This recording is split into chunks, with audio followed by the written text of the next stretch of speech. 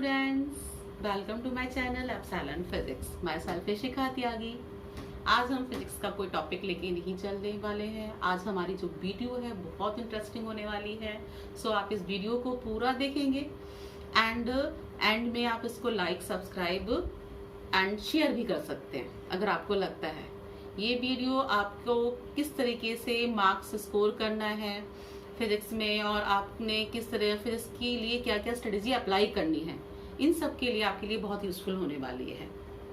इन generally आपने देखा होगा कि 3 कैटेगरी के स्टूडेंट्स होते हैं। एक हमारा होता है क्लास का टॉप मोस्ट, वो हमेशा पढ़ रहा होता है, मार्क्स भी अच्छे आ रहे होते हैं। एक होता है हमारा मीडिएटर सेक्शन, है ना, और एक होता है हमारा बिलो ऑफ एवरेज सेक्शन।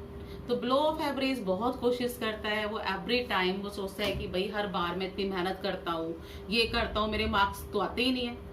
और आपको पता है ये हर बच्चा, हर जनरल ह्यूमन है कि जो हम बहुत मेहनत करते हैं और हमें कुछ नहीं मिल रहा होता तो वहां से हमारा माइंड डिस्ट्रैक्ट होने लगता है। फिर हमें लगता है कि नहीं, हमने तो पढ़ना ही नहीं है हमारा, तो इस तरीके से। तो इसके लिए हमें ना स्ट्रेटेजी बनानी होती है, और किस तरह की स्ट्रेटेजी चाहिए वो आज हम डिस्कस करने वाले हैं। ओके, नाउ अब हम स्टार्ट करते हैं सबसे पहले वीक कैटेगरी के लिए। अब ये तो है नहीं कि बच्चा बोले कि मैं तो वीक नहीं। सबसे पहला काम बच्चे को अपने आप रिकॉग्नाइज करना कि मैं किस कैटेगरी में आता हूँ। आगे बात समझ में?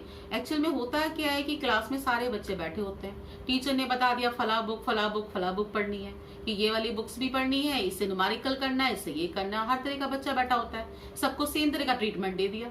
अब तुम कोई बताओ कि अगर कोई डॉक्टर पे जा रहा है तो डॉक्टर पे एक वीक पेशेंट भी जा रहा है और एक जनरल पेशेंट भी जा रहा है, कि वो सबको सेम दवाई देगा?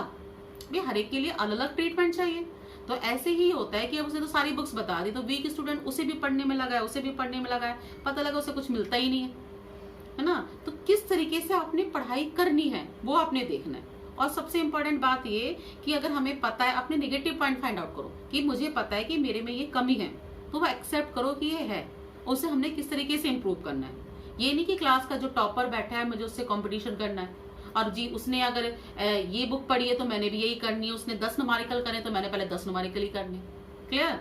तो देखो किस तरीके से तुमने पढ़ाई पढ़नी है। अब ध्यान से सुनो। मान लो आप चैप्टर 1 लेके चले फिजिक्स का। क्लियर? चैप्टर फिजिक्स 1 में सबसे पहले बिलो ऑफ एवरेज की बात कह रही हूँ, जिन्हें पासिंग मार्क्स लेने भी बहुत मुश्किल होते हैं। क्लियर?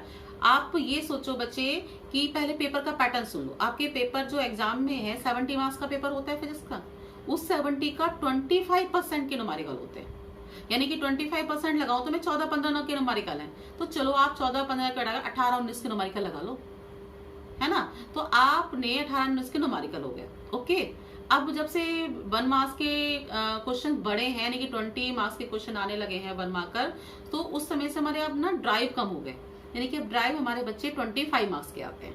क्लियर? बाकी जो बचा वो पार्ट कंसेप्ट का आता है कि भाई कौन सा इंक्रीज हुआ, क्या डिक्रीज हुआ, कौन सा ग्राफ, इस तरीके से क्वेश्चन बनते हैं हर टॉपिक के ऊपर। तो हमें करना क्या है? अब टीचर ने हमें फर्स्ट चैप्टर पढ़ाया। क्लियर? फर्स्ट चैप्टर उसने शुरू कर दिया पढ़ाना। उस पूरे फर्स्ट चैप्टर में बहुत बड़ा चैप्टर होता है। अब बड़े चैप्टर में किस किस का मिक्सचर होता है? उसमें बहुत सारे न्यूमेरिकल्स होते हैं, डेरिवेशन होते हैं, कंसेप्चुअल हो रही होती हैं, आगे बात समझे, इन सब का मिक्सचर होता है। तो जब हमें इतनी सारी चीजें पढ़ने में कंफ्यूजन हो तो आप उसमें से सेलेक्ट करो चीजें। सेलेक्ट करने में सबसे पहला सिलेक्शन करो ड्राइव का। ओके, एक लिस्ट बनाओ ड्राइव की, या टीचर को बोल दो कि भैया एक लिस्ट की ड्राइव बना दे। क्लियर? तो मैं आपको गारंटी से बताती हूँ, हर एक चैप्टर में टोटल 10 या 11 ड्राइव होंगे। उन 10 और 11 ड्राइव की एक लिस्ट अलग से बना लो, और उन 10-11 ड्राइव की लिस्ट बना के आपने उसकी रिटन प्रैक्टिस करनी है। और भाई आपको वो अगर चैप्टर 1 खत्म होते होते वो 10 के 11 ड्राइव आपको आते हो, आप अपनी फेयर नोटबुक के अलावा एक सेपरेट नोटबुक बनाओ। उस नोटबुक में आप उन ड्राइव को, अगर टीचर ने बोला है फर्स्ट डे कराया, learn then write, learn then write, learn then write, ये फॉर्मूला अप्लाई कर लो। याद करो लिखो, याद करो लिखो, यानी कि उस चैप्टर के 10 ड्राइव याद हो गए। ये बिल्कुल बेसिक चीज बता रही हूँ, सबसे सिंपल। अब उसके बाद सेकंड चैप्टर हुआ उसमें वही, थर्ड चैप्टर हुआ उसमें वही, यानी कि हमारे 1 से लेकर 15 चैप्टर हो गए। जब 1 से लेकर 15 चैप्टर हो गए, तो 1 से लेकर 15 चैप्टर तक के ड्यूरिंग दैट सिलेबस, जो टीचर आपको स्कूल का सिलेबस करा रहा है, आपके उन 15 के साथ साथ आपके हर के ड्राइव याद हो गए। हर एक के 10 ड्राइव करके ड्राइव याद हो गए, यानी कि ड्राइव आपके हाथ में। जब ड्राइव आपके हाथ में है तो फिजिक्स के पेपर का 25 मार्क्स यानी कि 70 का 25 मार्क्स क्लास के बी टू बी स्टूडेंट के हाथ में है, वो फेल हो ही नहीं सकता किसी भी हाल में। अब आती है क्वेश्चन को समझने की टर्न। तो जब आपको ड्राइव याद हो जाएंगे, समझ आने लगेंगे, तो आपको उन ड्राइव से रिलेटेड क्वेश्चन की फॉर्मेट भी पता लगती रहेगी किस तरीके से। एंड नहीं भी तो टीचर को बोलो कि मैम ये वाला ड्राइव किस किस क्वेश्चन की फॉर्म में आ सकता है, मेरा लिखवा दो। क्लियर? तो इस तरीके से आपका होगा। तो जब आपने सारे चैप्टर के ड्राइव अपने हाथ में ले लिए और आप जब तक सिलेबस चल रहा है, अब सिलेबस खत्म हो गया, टीचर ऑब्वियसली स्कूल वाले तो बहुत तेज भगाते हैं। पता लगा कि उन्होंने तो अब तो खैर लॉकडाउन चल रहा है, फिर भी नवंबर दिसंबर में आपका सिलेबस कंप्लीट कर देंगे। नवंबर दिसंबर में हो गया या नवंबर में हो गया, ड्राइव तुम्हें याद है, वो तो तुमने याद करने ही नहीं है। अब दिसंबर जनवरी फरवरी क्या करना है आपने? अब काम करना है आपने कंसेप्चुअल पर, है ना। अब आपने छोटी छोटी कंसेप्चुअल पे काम करना है। टीचर आपको जो क्लास में पढ़ा रहा होता है, जो नोट्स लिखवा रहा होता है, जो चीजें समझा रहा होता है, उन पे काम करना है। तो आप फिर उन कंसेप्चुअल पे काम करोगे। उन कंसेप्चुअल पे काम करने के बाद, अरे भाई 30 नंबर की कंसेप्चुअल आ रही है, 30 में से 10 नंबर तो तुम्हारे हाथ में है कंसेप्चुअल के। अब टर्न आती है न्यूमेरिकल की। बच्चों को सबसे बड़ा फिजिक्स में डर न्यूमेरिकल का है। भाई न्यूमेरिकल, अरे न्यूमेरिकल क्या है?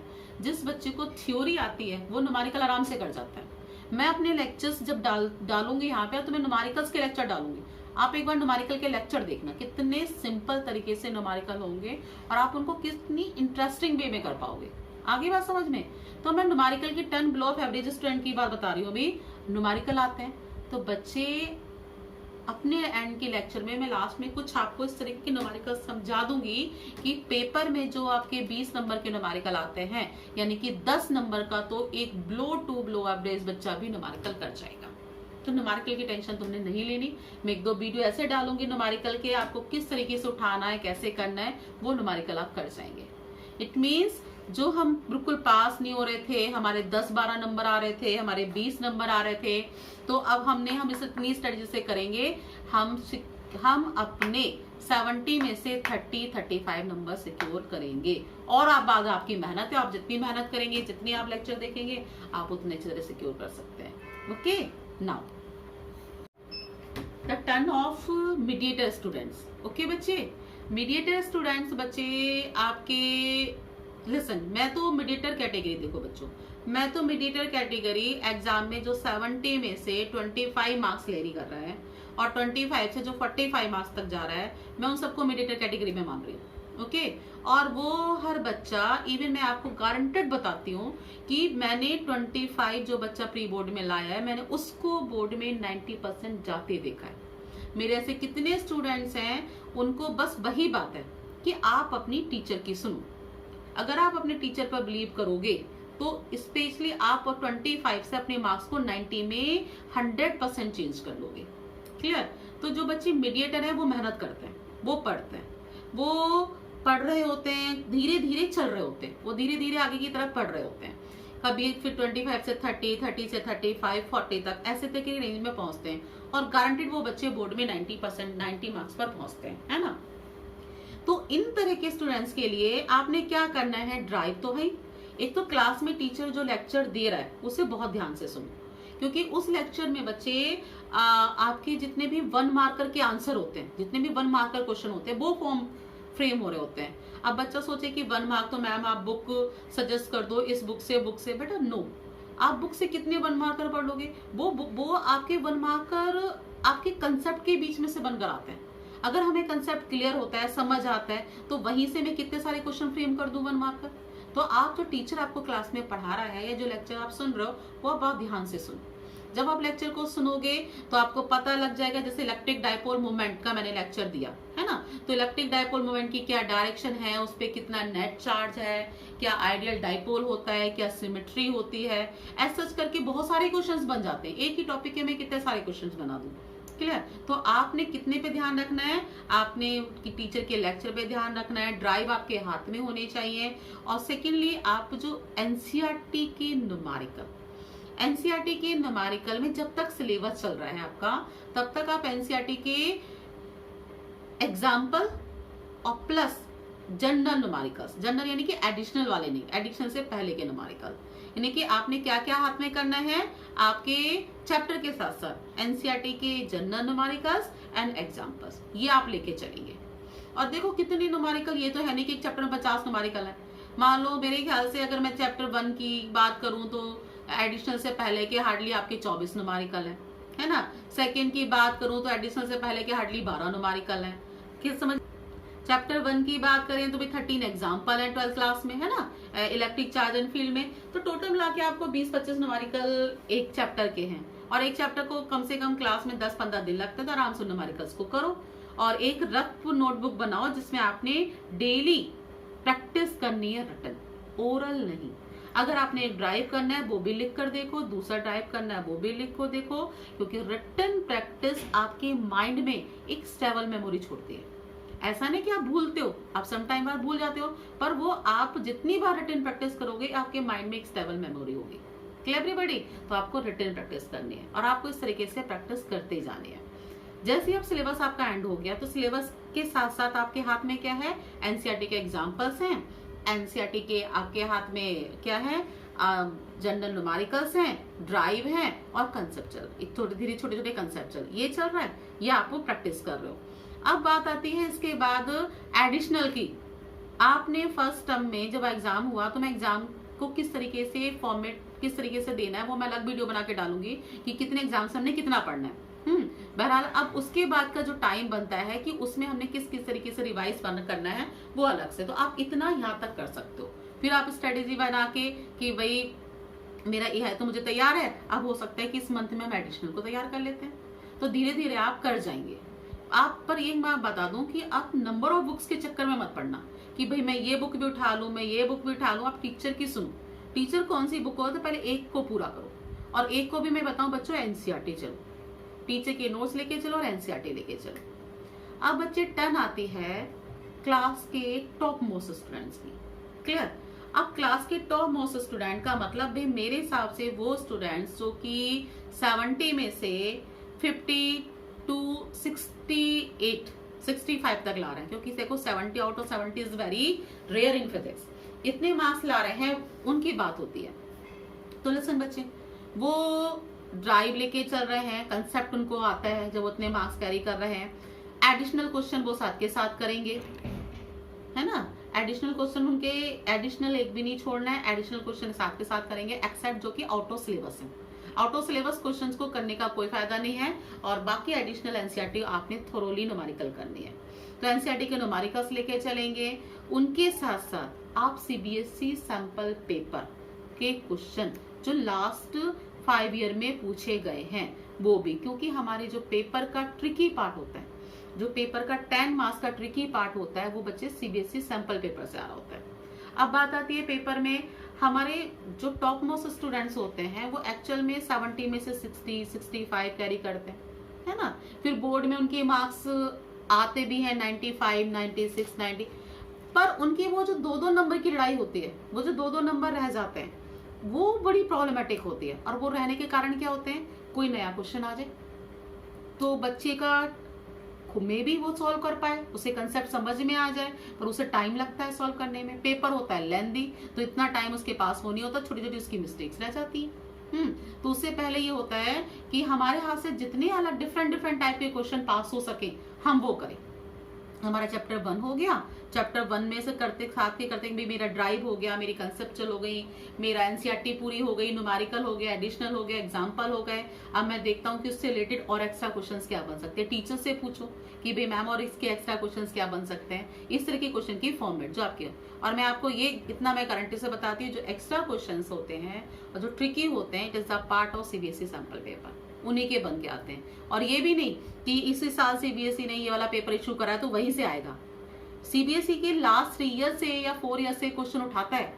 क्लियर? इस साल भी उसने सीबीएसई इस साल 2019 में जो क्वेश्चन उठाया गया है वो सीबीएसई सैंपल पेपर 2000 मानोगे 2013 में आया हुआ क्वेश्चन था, है ना, वहां से उठाया गया क्वेश्चन है। तो ये अब मैं जैसे आपको टन टू टन वीडियो डालूंगी तो उसमें मैं आपको लिखवा दूंगी कि भाई सीबीएसई सैंपल पेपर का क्वेश्चन है, इस ईयर में पूछा गया है, ये इस ईयर में पूछा गया है।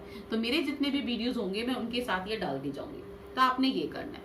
तो आप जब इस स्ट्रेटजी से चलोगे तो आपने लड़ना है एक एक नंबर के लिए कि आपका एक नंबर भी ना कटे। अभी लास्ट ईयर जो मेरा एक स्टूडेंट थी उसके फिजिक्स में 99 मार्क्स आए।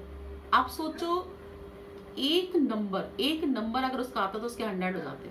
अब वो उसी नंबर के लिए एक छोटी सी गलती में नंबर कट गया, है ना।